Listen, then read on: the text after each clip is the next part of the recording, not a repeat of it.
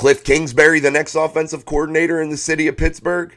TJ Watt named AFC Defensive Player of the Year. The Pittsburgh Steelers hire another front office position. Also, what about Mike Munchak making a return?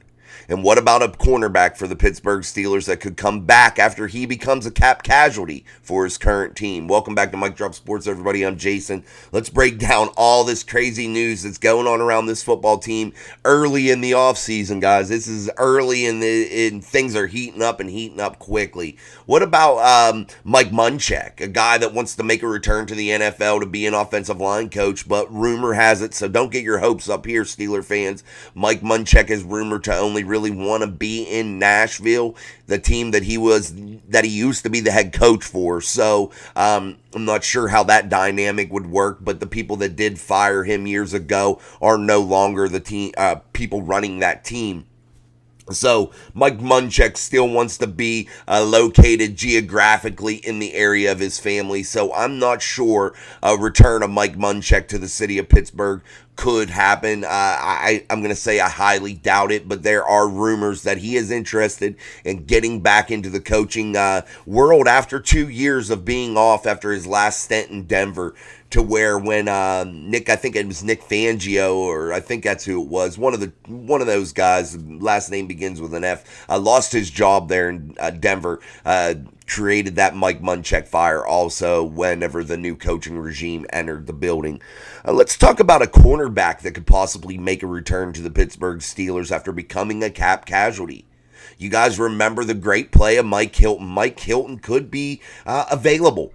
He could be a cap casualty. Mike Hilton signed a 4-year, $24 million deal with the Cincinnati Bengals in 2021, but he's scheduled to be a free agent in 2025. However, he's $6 million annually to the cap. So if the Bengals were to cut him and get out from underneath Mike Hilton's contract, they would lose $1 million in dead money, but they would also gain $6.5 million to the good in cap space. And a team with the Cincinnati Bengals that looks good on paper, like they have a lot of cap space, they're going to have a ton of free agents coming up here. Like we mentioned, Tyler Boyd, Mike Hilton in 2025, so maybe they separate from him now, opening the door for the Steelers to bring back that quality slot corner play. And I think the Steelers, it would behoove them to kick the tires on that if it does happen, because I think it could be a big possibility for Mike Hilton to become a cap casualty in the Queen City, Cincinnati. And it really could benefit the Steelers, because I think bringing back Mike Hilton would be a positive piece, a guy that's a slot corner guy that could start, and he left a big hole here. When he left, his production was great, and they just weren't able to sign him. Look at when they lost Cam Sutton, a guy that was really starting to shine as a Pittsburgh Steeler, now having a fantastic year with the Detroit Lions, going to play in the NFC Championship game. But they weren't able to secure him either. And then they bring in an aging guy like Patrick Peterson, who just doesn't have it anymore. So the Pittsburgh Steelers could swing back the hands of time a little bit and maybe get another swing at signing Mike Hilton, maybe to a more team-friendly deal, considering he could become a cap casualty. So we'll see how that all plays out. Also, TJ Watt being named that Defensive Player of the Year for the AFC. So it makes me think to myself, how in the world wouldn't he be above Myles Garrett in the NFL Defensive Player of the Year talk if Myles Garrett doesn't even win it in his own conference?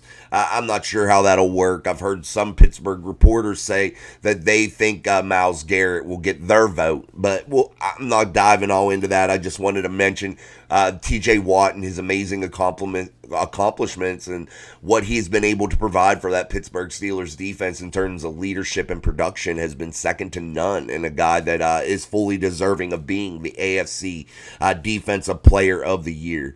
Also, the Pittsburgh Steelers make a hire in the front office, guys. This time hiring another football analyst. This will be their second one. This time it's Donovan Moore Jr. He'll be joining Tosan Kazim in that position, and they're both listed on the website now, so it's official. They have hired him, and I think this is a quality thing. You hire these football analyst type guys, they're looking at the modern day NFL, and it's only going to help support the coaching staff, the front office staff, when you have guys on the payroll that are able to do what these guys are doing. They're able to focus on this new trending things in the NFL to help support and help supply the coaching staff in the front office with new and exciting, innovative ideas, and also able to keep an eye out there for upcoming possible free agents, transactions that may be flying under the radar that the Steelers should know about quickly. So they're able to look at a lot of different things as football analysts, and I think it's a very important position, and I'm glad to see the Pittsburgh Steelers starting to spend some money in places that they haven't before in the past. So I think that this is a quality hire, and the Pittsburgh Steelers, from the coaching staff to the front office to the players, could really benefit from these guys being in the building. And it could just mean good things. I don't think there's anything negative that could really come from it. And I think it's a real positive move, and I'm really glad to see the Steelers coming up into modern times and adjusting to this wild NFL, the way things are so geared toward offense, the way things are just high-flying, crazy, quickly moving all the time, and I think it's a positive move.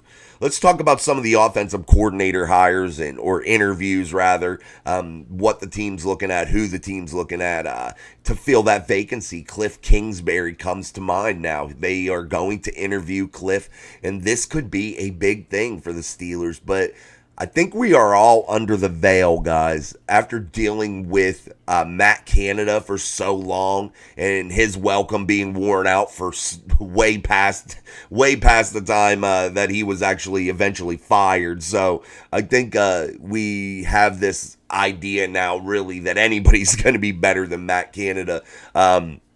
But I think KLIFF KingsBury provides a quality offense when he comes in the building instantly. A guy that has coached many great quarterbacks. Well, not great, but good, really good quarterbacks throughout his years in college. And I think he has the ability to bring that modern day NFL type offense to the Steelers. And I think it would be a quality hire if that's eventually the way they went. We heard about Zach Robinson also. I think they are really doing their due diligence here, really trying to find that modern NFL offense. And I keep saying it, but that's what they have to do, because Mike Tomlin plays things too old school, too close to the vest right now. And it doesn't necessarily translate well into the modern NFL. And we have to progress in that area, and bringing in a quality offensive coordinator that has this modern day mentality is going to really truly benefit this team and its position players, its skill players, its guys that can want to score the football. They really want to put up big numbers, and it's going to benefit them and keep them happy and keep the drama down and keep the Steelers in the win column. That is the most important, guys. That's the most important part of it all. Let's talk about some of the other rumors that I see out there. Ex-Falcons head coach Arthur Smith, I think that's his name. Arthur Smith, yeah, whatever. Ex-Falcons head coach, offensive coordinator candidate. I want to just make sure I'm giving you, Arthur Smith, that guy that had the recent head coach in Atlanta. He is rumored to be a possible candidate for the offensive coordinator position also. I'm not sure if that makes sense to me or not. I'm not really sure. Let's bring up some other rumors. You see the Dak Prescott sent to Pittsburgh Steelers in one wild trade scenario. Don't look for that to happen, guys. I don't see that to ever happen. Like I said, the Steelers did hire a new analytics guy. There's a lot of things out here that are just rumors swirling around this team. I did see one big one, guys, that you might be interested in, and that is a wide receiver that was injured for the Pittsburgh Steelers during its summer workouts and things of that nature, and that was Anthony Miller. Now the Chiefs signed him. The Chiefs signed him to a reserve futures contract. So Anthony Miller, I thought, was really starting to make some strides and really starting to show his worth. And he ended up getting injured yet again. I think this is a couple injuries now for Anthony Miller. But watching him up in Latrobe when I did and things of that nature, I thought Anthony Miller over the last couple years has been starting to show what he is all about, and I was starting to think that he could possibly contribute, but he is now back with, he is now with the Kansas City Chiefs. and a reserve futures type contract. So we'll keep an eye on him and see how he's doing over there in the Kansas City world, and see if the Steelers can't bring him back eventually. You never know how those things work. But again, tons and tons of rumors out there. But there's some validity to some of these things, especially the offensive coordinator stuff going on.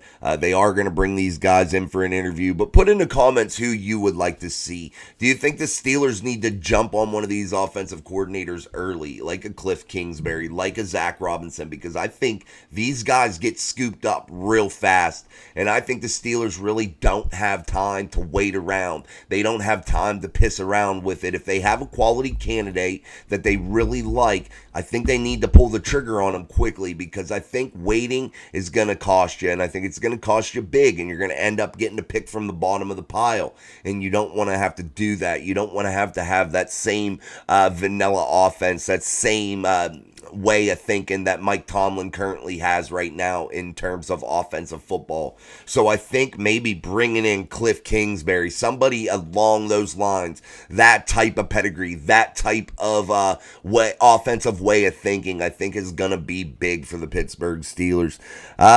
We'll break down some more stuff throughout the week. Look out for the live show tonight. We'll still do the live show and talk about some of these things that we just talked about today, and see. Yeah, we'll break things down later today. Anything that you guys want to talk about, make sure you bring it up tonight during the live show. We'll try to break down some of these off-season rumors and put some of them to bed if they're crazy rumors, or we'll try to find some validity in some of them. Raiders to interview the Steelers quarterbacks coach, though. That's a big one we didn't see. I will say that one before we get out of here. So Mike Sullivan will interview with the Raiders. I'm not sure what position he is interviewing for, since they just hired Antonio Pierce as their new head coach. So we'll see how that goes. Yeah, we'll see if we lose Mike Sullivan as the quarterback's coach, if he doesn't make his way out to Las Vegas for whatever position he's trying to figure out there. Maybe it is offensive coordinator. Yeah, we'll see how that goes. We'll maybe losing Mike Sullivan on the Pittsburgh Steelers staff, a guy that filled in here when they fired Matt Canada along with Eddie Faulkner. So a lot going on, guys. Again, we'll break that down tonight on our live show at 7 p.m. Eastern Standard Time here. And we look forward to speaking with you all then. But until next time, like, share, subscribe, all that fun stuff. And until next time, peace.